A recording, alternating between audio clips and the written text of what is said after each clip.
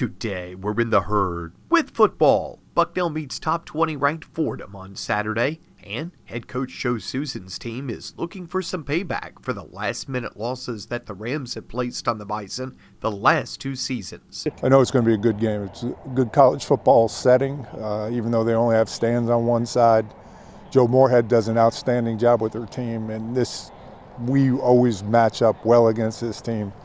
I don't foresee anything different in the Bronx. The Bison had to come from behind on three separate occasions last Saturday against Lafayette, including a 14-0 deficit to start the game. Coach Sousan says his team has done that before. We made plays when we had to, and I think that's a reflection of their preparation. Our coaches do an outstanding job of keeping them even keel in terms of their personalities. We don't get too high, nor do we get too low.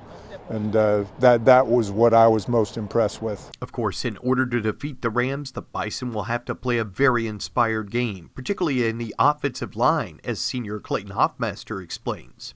I definitely think there has to be a great chemistry between everyone, because if you don't have the connections between the guy next to you, you really need to be able to trust them and trust that they're going to be there for you. And I think we have that.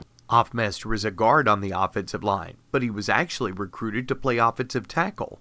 That didn't last long, though. After my third day at camp, I got moved inside to guard, so I would say tackle is probably the most difficult from a physical standpoint, but I guess mentally it would be centers.